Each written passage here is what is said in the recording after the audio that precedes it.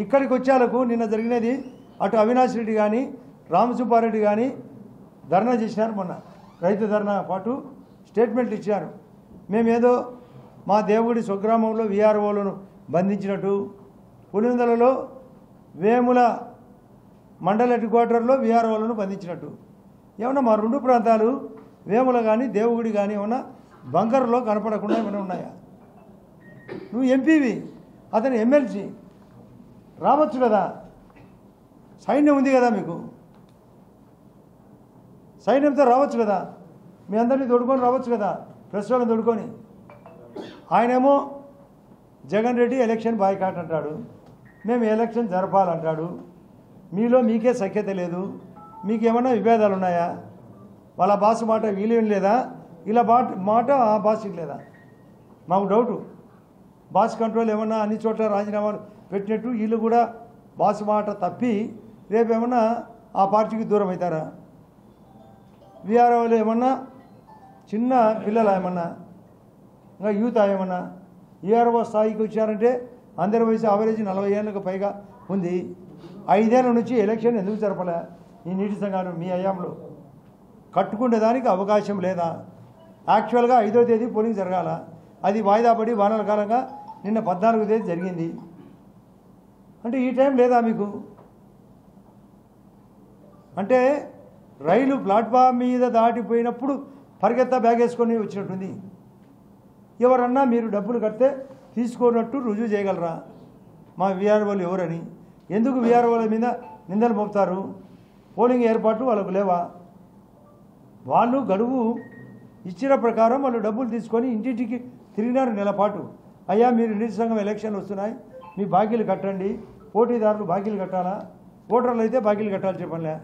పోటీదారులు వాళ్ళకు సపోర్ట్ చేసే నామినేషన్కు ఉపయోగపడే వాళ్ళు మాత్రం డబ్బు కట్టాలా? అది తెలియదా? అంత రాజ్యాంగం తెలియదా? 5 ఏళ్ల నుంచి ఎలక్షన్లు ఎందుకు జరపలే? అంటే మీ హయాంలో డెమోక్రసీ లేదు, నీటి సంఘాలు లేవు. అసలు నిన్న అవినాష్ రెడ్డి అంటాడు అసలు రైతులకు ఏం న్యాయం చేస్తున్నారని. అసలు మీకు తెలుసా? రైతులకు ఈ సంవత్సరం ఇప్పుడు రబీ జరుగుతుంది, 4 పంటలకు మరొక 3 పంటలకు పర్మిషన్ ఇచ్చారు. వీటికి కూడా మీరు ప్రీమియం కట్టుకోండి. ఫసల్ బీమా యోజన చాలా ఉన్నతమైన స్కీము అని. నువ్వు ఫసల్ బీమా అమలు చేయవు, నువ్వు ప్రీమియం కడతా అంటావు, కట్టవు. అంటే ప్రీమియం అంటే వీళ్ళకి తెలుసా? ఎందుకంటే వీళ్ళు ప్రీమియం బ్రాండ్లు, ఇష్టం వచ్చినట్టు దోపిడీ. మీకు ప్రీమియం బ్రాండ్ అంటే కాస్ట్లీ బ్రాండ్ను ప్రీమియం బ్రాండ్ అంటారు. ఇక్కడ రైతు కట్టే అమౌంట్ను, ఇన్సూరెన్స్ కట్టే అమౌంట్ను కూడా ప్రీమియం అంటారు. ఆ ప్రీమియంకి ఈ ప్రీమియానికి వాళ్ళకి తేడా తెలియదు. ఎందుకంటే వీళ్ళు ప్రీమియం బ్రాండ్స్.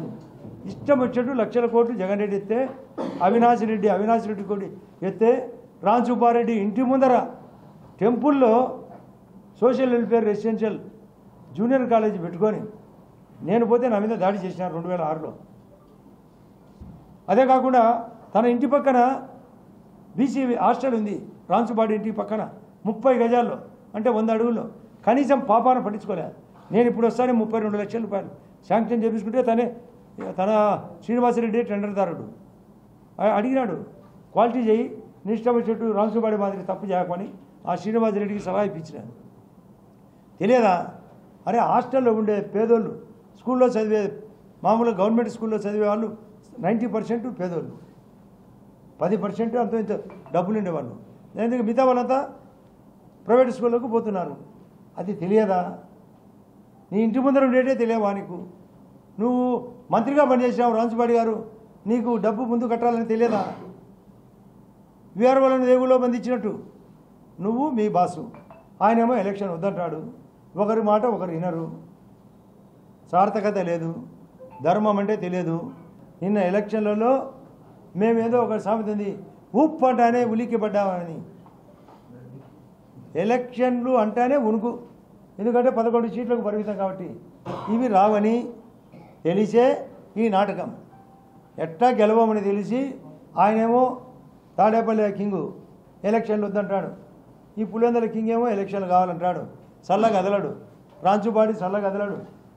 రావచ్చు కదా దేవుడికి, రావచ్చు కదా వేముల ఎంఆర్ఓ దగ్గరికి, ఆఫీస్ దగ్గరికి. ఎందుకు రాలేకపోయినాడు? ధైర్యము విలోలంబయ్యే. పిరికోళ్ళకంతే, మోసగాళ్ళకంతే, నీచులకంతే. కాబట్టి ఇదంతా జరిగింది. ఈ దేశం, ఈ రాష్ట్రం, ఈ కడప సర్వోన్నతంగా మారుతుంది. మేము డెమోక్రసీగా నడిపితే మీకు కనపడంలే. గుల్లకుంట మీకు తెలుసో లేదో మీకు ప్రశ్నకు చెప్తున్నా. గుల్లకుంట శివారెడ్డి గారు ఉన్నప్పుడు 5,961 ఓట్లు, ఈరోజు 1,100 ఓట్లు. అంటే గుల్లకుంట జనం తగ్గిపోయిందా? వీళ్ళు ఏమన్నా చంపేసినారా?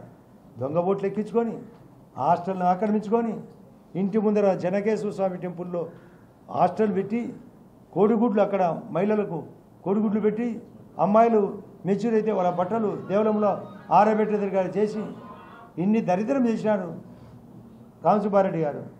రామసుబ్బారెడ్డి అవినాష్ దగ్గరుండి కడిగి అట్ట వాకిట్లో నిలబడి కడిగించాడా లేదా? పొద్దున్నే గుండెపోటు అన్నాడు, బయటకు వచ్చి మధ్యాహ్నం తర్వాత గుండెపోటు అని అతనే ఎందుకనిలే వేరే వాళ్ళు వాళ్ళ మేనమామ డాక్టర్ రవీంద్రనాథ్ రెడ్డి కూకోరెడ్డి గారు, కూకోరెడ్డి అని అందరినీ కూర్చొని లేడు ఆయన. కూకో అనే రవీంద్రనాథ్ రెడ్డి, ఆ రాజ్యముల ప్రసాద్ రెడ్డి పెద్ద పెద్ద స్టేట్మెంట్లు. మధ్యాహ్నం నుంచి వచ్చి వాలి చంద్రబాబు చెప్పినట్ట ఆదినాటి పరిచినట్ట. అదేందో అది ఇప్పుడు సిబిఐ తేల్చింది కదా ఎవరెవరు అని. వీధి కుక్కను చంపినారు, ఇంటి కుక్కను చంపినారు, వివేకానంద రెడ్డిని కుక్కను చంపినారు. మా మీదకి దోచినారు. మాకుండదా బాధ? ఆ రోజు అయిపోయినా ఇదే మీ ప్రెస్కు నన్ను వృద్ధి చేయండి. ఇప్పుడు ఎవరిని వృద్ధి చేయాలో చెప్పాలా? ఎవరు వృద్ధి చేయాలో చెప్పాలా? వివేకం సినిమాలో ఉంది అంతా. ఏం చేస్తున్నారు ఇలా తతంగమని.